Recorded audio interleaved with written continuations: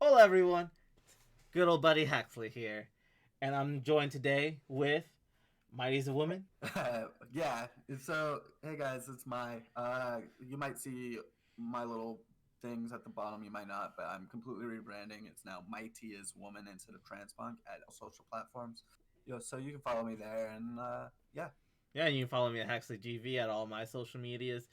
Today we're gonna be talking about the trailers that dropped last week: Suicide Squad and Shang Chi. There are probably other trailers that dropped that we don't care about. We want to talk about these comic ones. Yeah, like that's our first and foremost is this comic book adaptation stuff.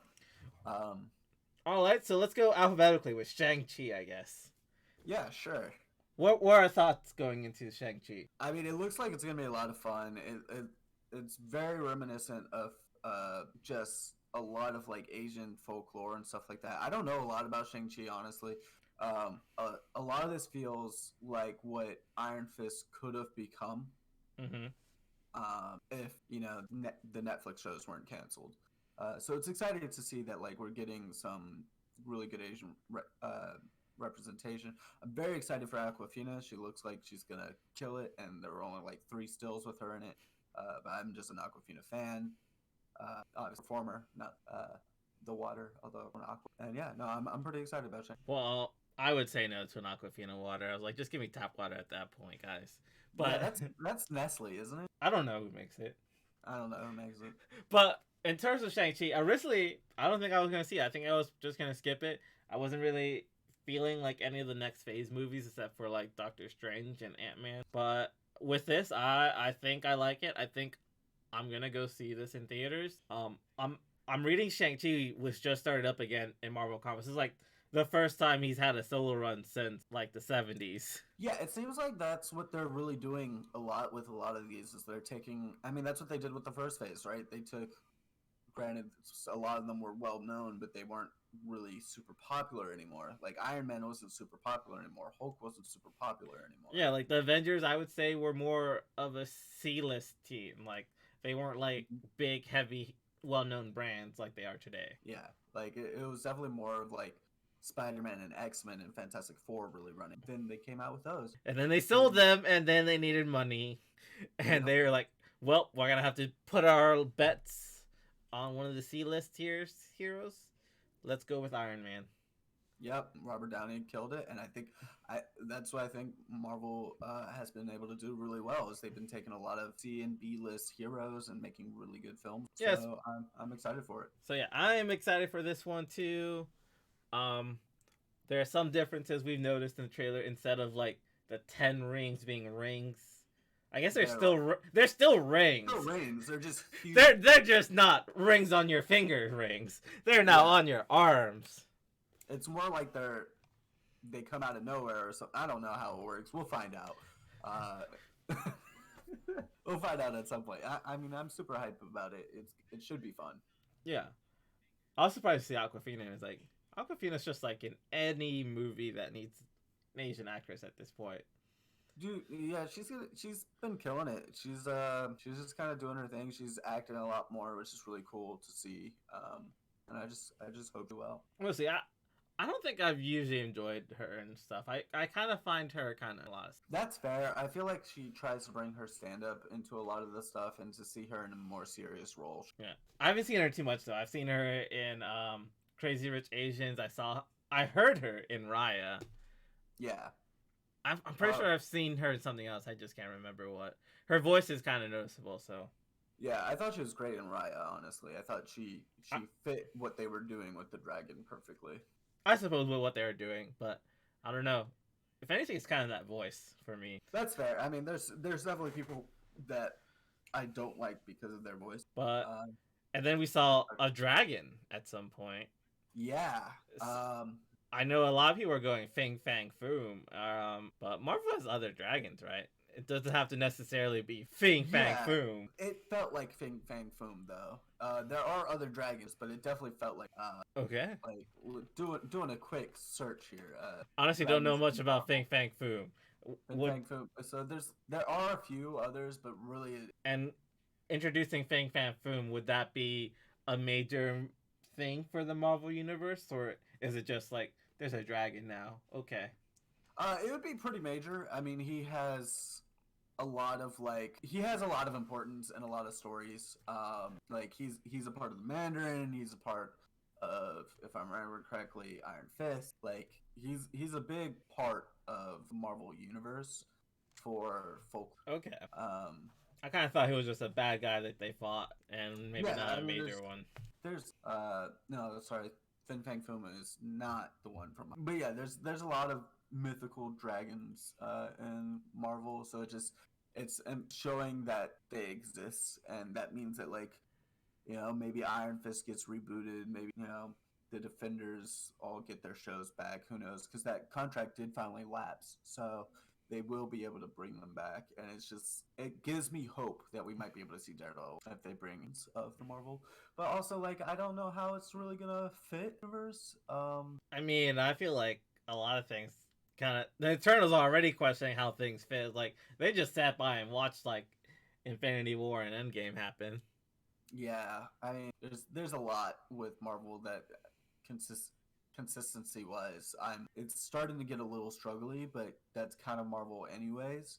So That's I'm like interested to see comics in general, where they like yeah. we have a lot of things going on. It doesn't always make sense because like why is not this person helping or that person getting involved? They all live on the same block. Why not? Yeah, I mean, it's like I'm like, are we gonna get the Immortal Dragons? Are we gonna get, like, what are we gonna get with Fin Fang? The question, and I don't even think that's gonna be answered. I feel like it's I feel something like we saw, and we're not really gonna get an answer till maybe Shang Chi 2. yeah, that would be my thought process. So and that's the thing with Marvel. They'll show you a little bit, and then they'll bring it back, and that's what I imagine is about to happen. Is it But Shang Chi or is it Shang? I think it's Shang Chi. I don't know. I think it's Shang Chi though. Okay, I'm just trying to think about like I think that pronunciation is not correct for Mandarin. I think that's the correct way Marvel does it, but I don't think it's the correct way a Chinese speaker would say. I would not be surprised. I'm sorry if we are doing this wrong. It would be Shang. Okay. But yeah, no, one of the questions is like, are we gonna get the Immortal Dragons? Because they're basic Infinity Stone. Like what? There's more things that they have to worry about. I guess we just learned the Infinity Stones don't matter anymore with the TVA. Yeah, like, so there's just so much going on that I really need to see more before I can say more, kind of thing, because all I can do is guess, and I don't want to spend 3 hours guessing. Yeah, at the very least, from what I saw, I'm excited. I changed my mind. I was like, I wasn't that interested or invested before, but I think I will go see this one. As of right now, I don't even think I'll see Black Widow in theaters. I might just wait that one out. Unless I mean, I'm gonna see it on Disney Plus. I mean, I guess if you want to come over and watch it, like, we're vaccinated. Okay. So that could work. We're gonna watch it here. I was like, unless we absolutely need to for this show, I will watch it for you and Jeffrey. But we need to watch it for this show. Damn. We will have to watch it because we will have to talk about it because it'll be spoiled. Yeah, but maybe you and Jeffrey watch it and then I won't be needed. It's better when we're all here. Okay. Moving on to the Suicide Squad. So the trailer starts off with us seeing what was his name? Idris Elba's character, Cross. Deadshot. No, he's not Deadshot. I mean, he's pretty much. He's Deadshot. They recast him. Yeah, it's pretty much Deadshot, even with the daughter in trouble and everything. Yeah, it's just he is playing Deadshot, essentially. Is he called Blackguard? What are they? Bloodsport. Bloodsport. I think Blackguard's Pete Davidson. Bloodsport. So we see Bloodsport. We get his backstory of he's locked up because he put Superman in ICU with a kryptonite bullet. A lot of people on the internet were not happy with that. It was like, it's Superman. How is he in ICU? It was like, well, if you shoot him with a kryptonite bullet, you're getting him in ICU. Yeah. It's like, it happened in the comics. That's what happens. Bloodsport put Superman in the hospital, and when he's in there, it's really hard to operate because you can't just open him up like that. Yeah, you had to have a kryptonite blade to open him up. So it was like a whole big issue. And people was like, but he's faster than the bullet. Why didn't he dodge? It was like, I mean, he's probably used to just bullets bouncing off of him. Why would he think to dodge? Or maybe he somebody else was put in danger, so he got in the way. Like there's a million scenarios that could have happened where maybe somebody got lucky, because Superman gets hit by bullets all the time. They just never affect him. Yeah, like Superman as a character, he's either gonna block the bullet for a character if he knows it's kryptonite still, or maybe he's not paying that much attention to seeing it's kryptonite, and he's just used to bullets bouncing off of him, and he's not really thinking of it. And then this time, oops, nope. So yeah, I don't know why people are upset. This is what happened. This is what Bloodsport did in the comic book. His one notable thing in the comic book. People are upset because they don't know that happened. Yeah. People are upset because it's Superman and Superman's supposed to be invulnerable. That is why they're upset. He's not invulnerable. Magic hurts him, and people never know that. Yeah. So we get by people. I don't mean like whoever's listening that you may not know that. What I mean is the general populace that would go to this movie does not know that, because the general person who goes to this movie is going to the movie because they want to see the Suicide Squad made by James Gunn after Suicide Squad #1, and they don't really know much. Or they just want the eye candy that is Harley Quinn.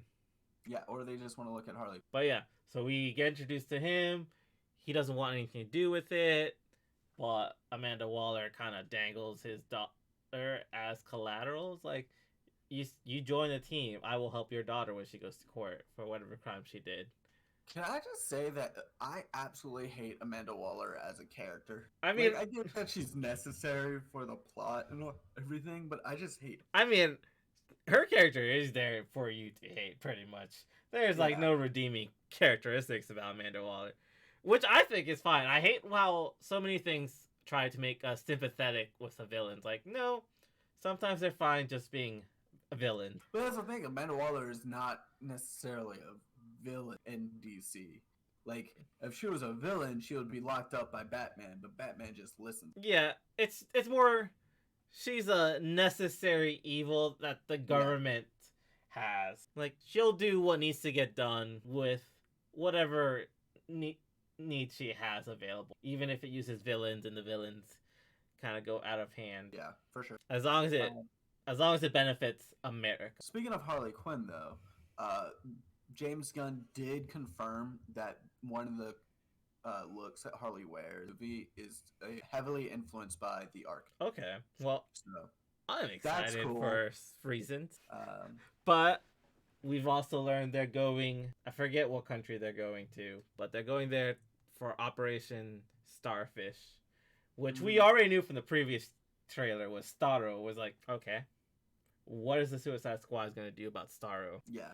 This is a Justice League threat. This is not send the Suicide Squad. It's not send Harley Quinn, Bloodsport, and a Weasel to deal with. Well, yeah, and like that's what's so funny about the Suicide Squad idea, is that they end up dealing with these Justice League events when the Justice League could be dealing, which is why we're getting the Suicide Squad against Justice League game. Like, that's also kind of silly. Like, why am I playing Harley Quinn against Superman? True. She's going to kick him and her whole leg's going to break. That is the case sometimes, but when I usually read Suicide Squad books, they're usually not that big risk where it's that outlandish. It's usually take out this dictator, take out this drug lord. Well, I mean, that's the problem right now, is that movie-wise, they feel like they have to have this Justice League level threat. Yeah. I honestly think that they could be going after like something smaller and make it worthwhile. I think because the first one they went after